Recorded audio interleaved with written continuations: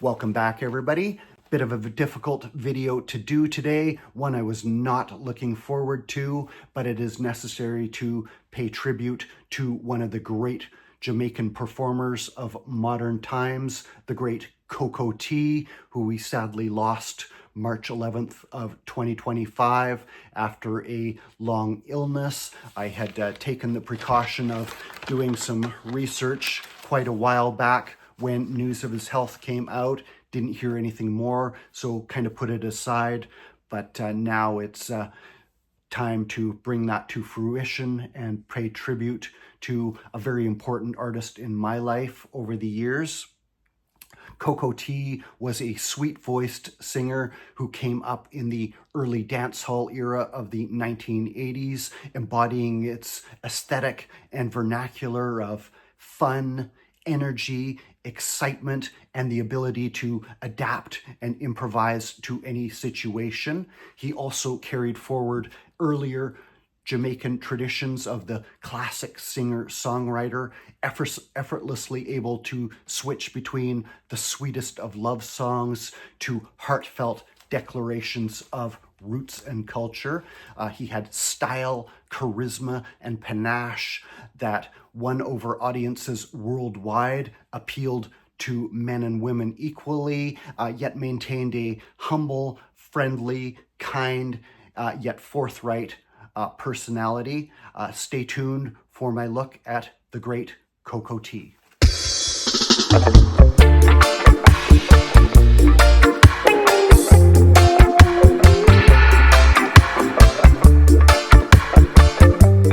Colvin George Scott, his first name also often spelled Calvin with an A, was born September 3rd, 1959 in the small fishing village of Rocky Point on the southern coast of Jamaica, parish of Clarendon. He was raised primarily by his mother as a single parent. She worked as a domestic helper. His father had emigrated to the United States. He would grow up singing around the church, youth choirs, and eventually join a local group called the Rockydonians, taking their cue from a better-known recording group by the name of the Clarendonians.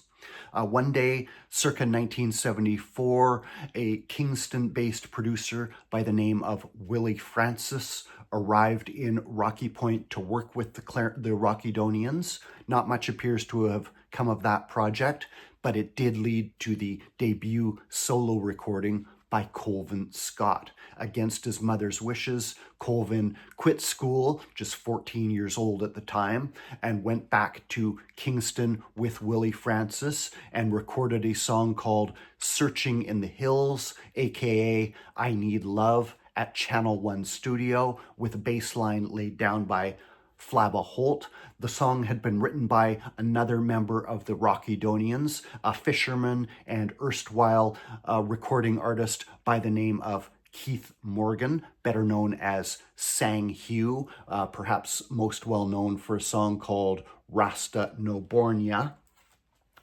The song featuring Colvin's still very thin, reedy, childlike voice failed to make much of an impression, although it was released internationally in Canada and the UK, as well as Jamaica.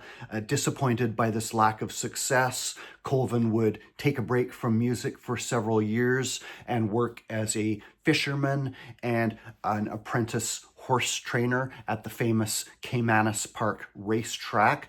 Both fishing and horse racing would be passions of his for the rest of his life. Fishing would teach him patience, and horse racing would teach him alertness, readiness, and physical toughness. There were times he had to sleep outside the racehorses' stalls to prevent anyone coming in and tampering with them before a race. And later in life, he would also own racehorses himself. Searching in the hills, searching in the valley all night and day,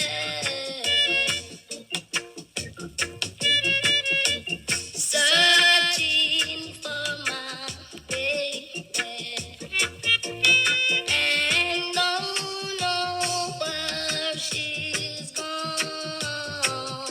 Around 1980, Colvin Scott began mulling over a return to music. He would begin performing live on the sound systems that passed through his area, ones like Metro Media and Socialist Roots. He had also adopted the stage name of Cocoa Tea after a hot and flavorful Jamaican beverage that he would ask his mother to make him when he was little.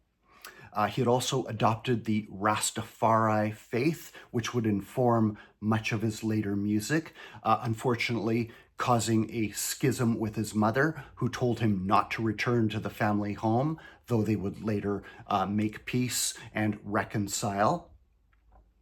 He self-produced a couple of songs, one called Summertime and a cover of Marty Robbins' Big Iron, which went nowhere. But one day around December of 1983, the prolific producer Henry Junjo Lawes' sound, Volcano High Power, passed through Colvin Scott's area. He went up to perform on stage. There were many DJs performing that night. From what I've heard, Buru Banton was the lead DJ and was reluctant to hand over the microphone to Colvin, as his clothes looked so raggedy. He would have appeared as a country bumpkin to some of the Kingstonians.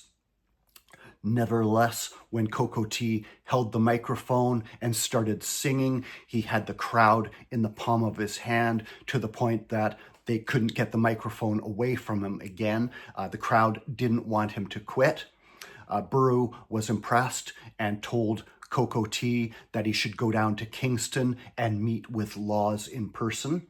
Accordingly, Colvin did so around February of 1984, arriving at the Volcano headquarters on Myrie Avenue in the capital city to find an intimidating crew of big-name Volcano artists like Yellowman, Josie Wales, Little John, and others mingling on the street outside.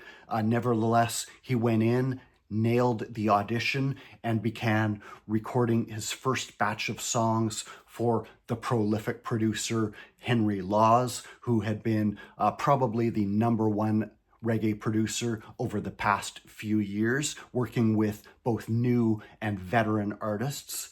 That initial batch of songs would include many Calvin had written himself, including Christmas is Coming, Who Are the Champion, and perhaps his biggest early hits.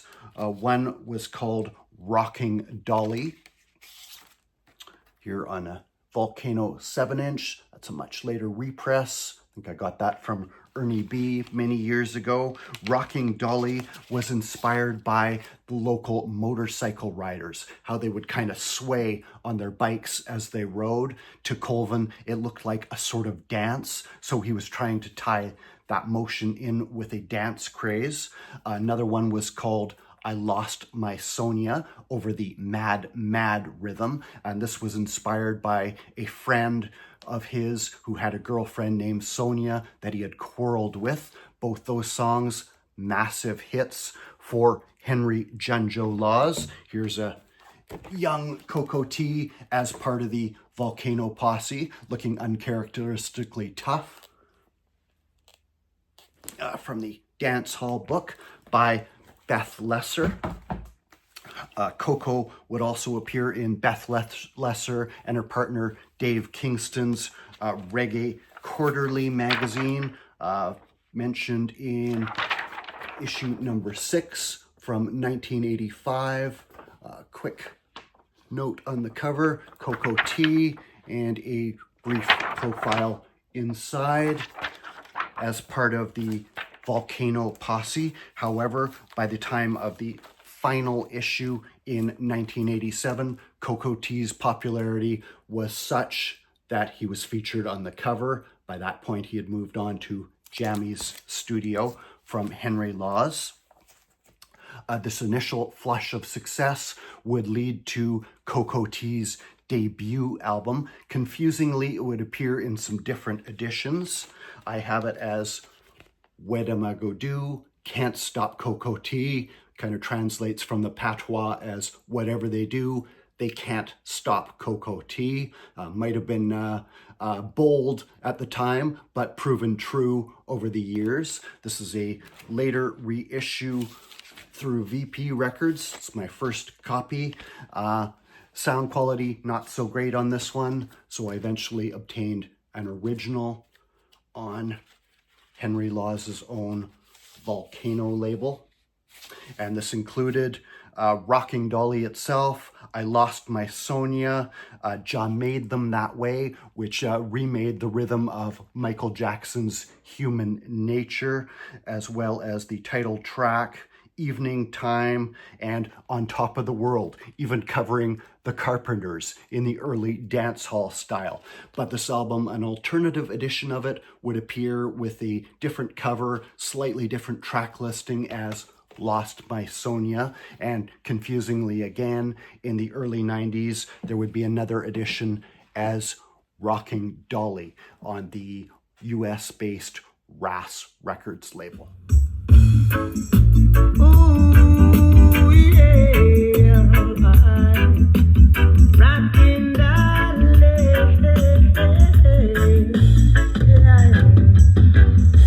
rockin' dolly, hey, I do you right time, and when you were right, try to do the white line dolly,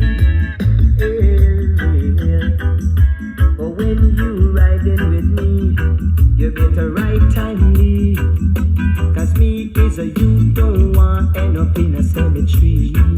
Oh yes, rockin' dolly.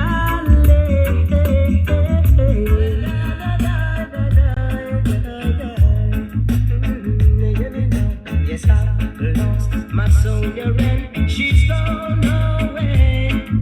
She's gone away. Yes, I've lost my soldier and she's gone away. She's gone away. Following that promising batch of hits with Cocoa Tea, in 1985, producer Henry Junjo Lawes would move his base of operations to New York City. Coco would initially accompany him there, but observing some of the things going on in the streets, it was the era of the Jamaican yardie gangs, such as the notorious Shower Posse, who were expanding their criminal operations overseas.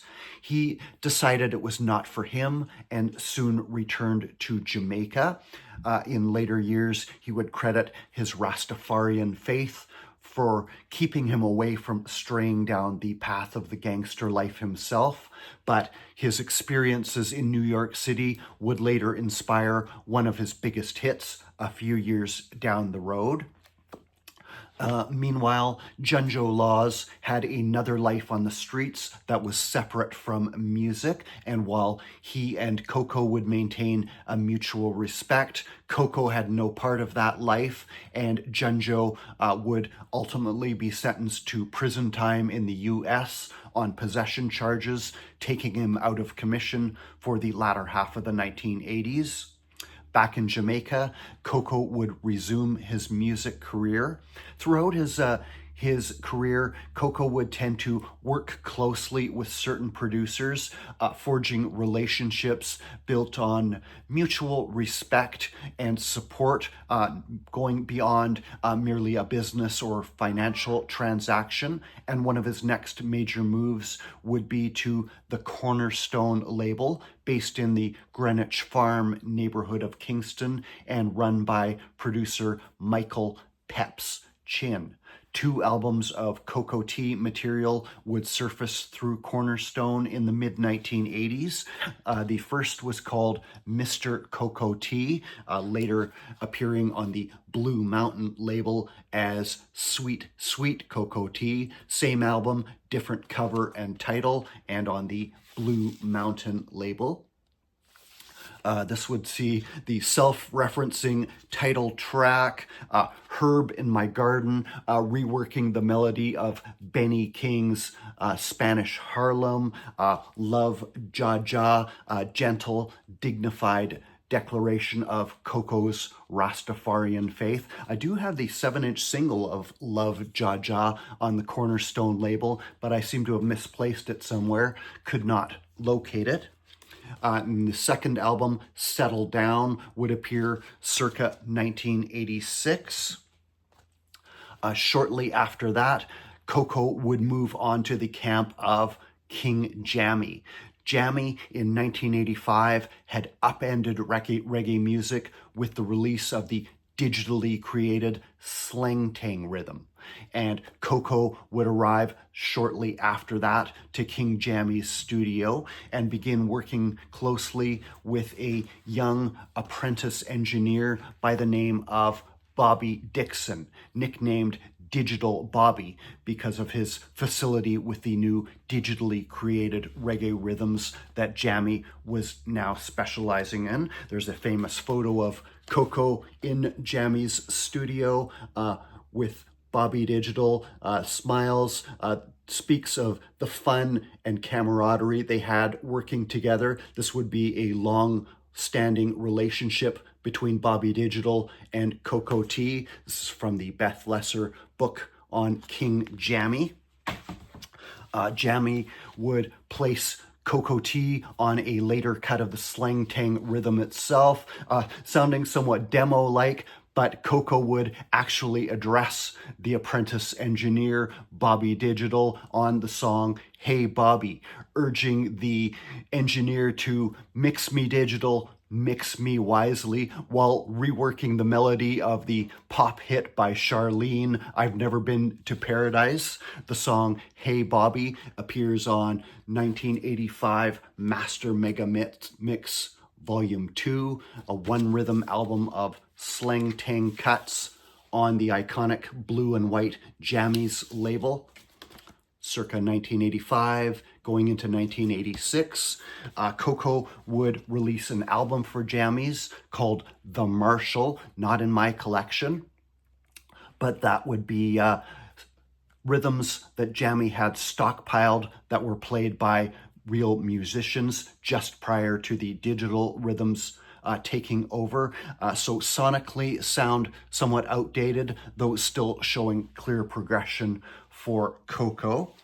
Second album with King Jammy, Come Again, would appear in 1987 and would feature another hit for Coco in the title track. Also don't have the Come Again album, but I do have the title track on the 12-inch single on the Live and Love label, rather scribbled on, but the jaunty Come Again, signature hit for Coco T in this era, produced by King Jammy and the title track of his second album for Jammy. Another signature hit would be Tune In over the Far East rhythm, 12-inch single here again, nice sleeve there. Tune In by Coco T on the Live and Love label, produced by King Jammy. Iconic signature hit of Coco T that he would later update a few years down the road for producer Fatis Burrell. A little bit later, Coco would return to King Jammy's for the I Am the Toughest LP, early 1990s. But in the meantime, the connections he forged at King Jammy's would lead to future phases of his career.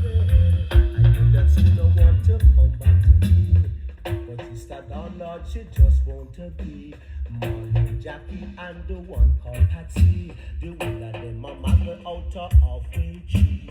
Some say they love the style, the rock in the lake, but they want come back to sweet cup of tea. The whole of them want my love.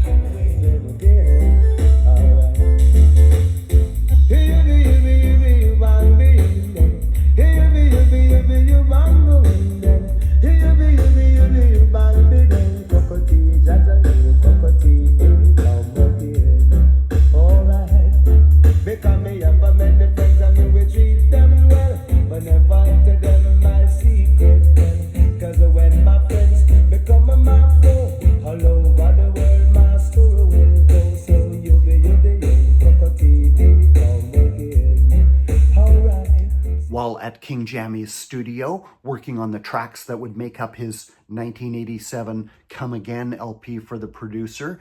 Coco collaborated on a song called Who She Love with an up-and-coming, gruff-voiced DJ named Shabba Ranks and a talented singer, songwriter, and arranger named Mikey Bennett. Veteran producer Augustus Gussie Clarke, who had his own Music Works label and was just about to take the digital era of reggae that King Jammy had pioneered and bring it to the next level with a lusher, more sophisticated layer of production, wanted them to continue working together for him. In the UK, the government was busy cracking down on pirate radio stations, and Clarke urged them to write a song supporting these unauthorized broadcasters, supporting freedom of the airwaves. The song was called Pirates' Anthem, would hit circa 1989 and become a massive hit all over the reggae world, credited to something of the ad hoc supergroup of Mikey Bennett's vocal group Home T, Coco T, and Shabba Ranks, appeared on Gussie Clarke's Music Works label and would lead to a full album by the group in 1989. There's Coco right there. This would include Pirates' Anthem, an all-time classic. You can still hear that played to this day, certainly on my local reggae radio station, along with many of Coco T's signature hits. The Gussie Clarke's Music Works label there also included Stop Spreading Rumors, a further hit by the group, and some showcase turns for Coco T on the romantic First Date and Camouflage. Another production of Gussie Clarke for Coco T. It's a 12-inch single on the Music Works label. It's Now or Never, the classic pop song done as a duet between Coco T and female singer Nadine Sutherland. This was an unusual local find for me a few years ago in kind of an HMV style store in my town that had a small selection of used records, really unusual.